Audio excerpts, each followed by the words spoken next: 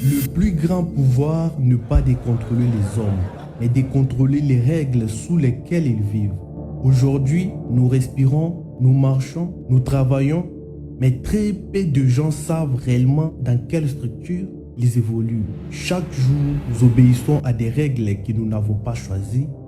Nous suivons des chemins que nous n'avons pas dessinés et pourtant, nous appelons cela la vie normale.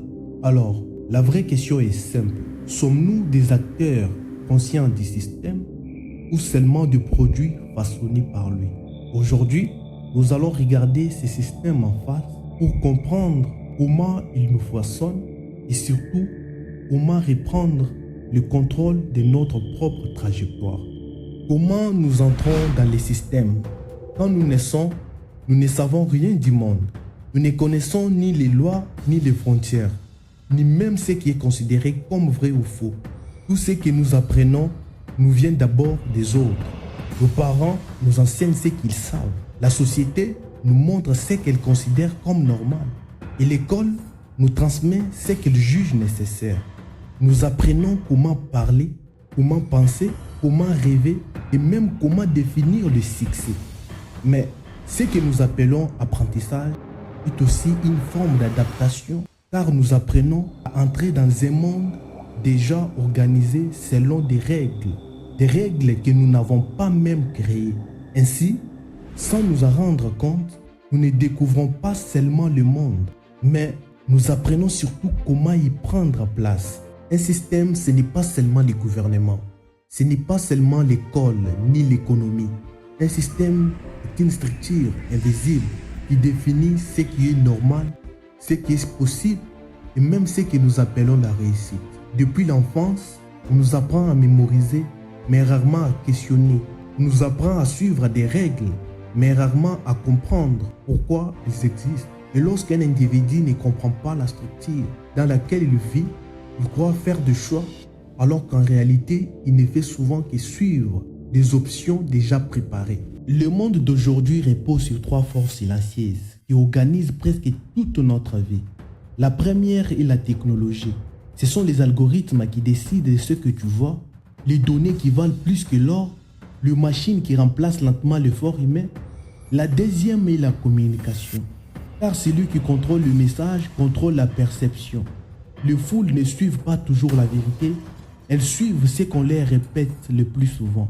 La troisième est la gestion du pouvoir et des ressources, qui décide comment l'argent circule, qui organise le travail et qui bénéficie réellement des efforts collectifs. Ces trois forces ne sont pas séparées, elles forment ensemble la colonne vertébrale du système moderne. Et chaque individu doit se demander: suis-je seulement un utilisateur? Suis-je un simple consommateur? Ou suis-je un acteur capable d'influencer ces structures? Ceux qui ont compris le système avant les autres. Dans l'histoire, les grandes transformations ne viennent presque jamais de la majorité. Elles commencent toujours par une minorité qui comprend. Galilée n'a pas défié son époque par provocation. Il avait simplement compris que la vérité ne dépend pas toujours de l'autorité. Le système l'avait puni pour cela, mais le temps a fini par lui donner raison. Mandela n'a pas seulement combattu des hommes, il a combattu une architecture entière d'injustice, présentée comme normale et légitime. Il a souffert, il a attendu, mais il n'a jamais accepté d'être un simple instrument dans une machine injuste. Ces hommes n'ont pas commencé par la révolte, ils ont commencé par la compréhension. Et c'est cette compréhension qui a rendu le changement inévitable. Le problème n'est pas que le système existe, mais le problème est quand nous existons sans les comprendre. Car celui qui ne connaît pas les règles du jeu sera toujours la pièce que l'on déplace. Beaucoup travaillent dur, mais dans une direction qu'ils n'ont jamais choisie. Beaucoup rêvent, mais avec des rêves que le système leur a vendus. Et petit à petit, on confond la survie avec la réussite. On confond la routine avec la stabilité et on oublie même qu'il est possible de penser autrement. Être dans le système sans conscience, c'est vivre en réaction.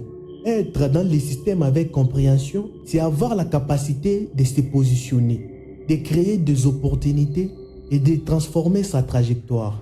Comprendre les structures, c'est apprendre à lire les règles invisibles, à identifier les failles et à utiliser l'intelligence plutôt que simplement la force. La liberté ne commence pas dans la rue, elle commence dans la pensée. C'est que tu dois réellement travailler. La première chose à travailler n'est pas ton diplôme, c'est ton mode de pensée. Apprends à poser des questions, apprends à analyser les systèmes, apprends à comprendre pourquoi certaines avancent pendant que d'autres tournent en rond malgré leurs efforts. Ensuite, développe des compétences qui créent de la valeur dans le monde réel. Pas seulement des titres qui cherchent une validation, et surtout construis aussi une vision personnelle. Car celui qui n'a pas de direction finira toujours par travailler pour la direction de quelqu'un d'autre. Le système ne disparaîtra pas, mais ta position dans le système peut changer. Tu peux rester un chiffre dans une statistique ou devenir une conscience dans l'histoire.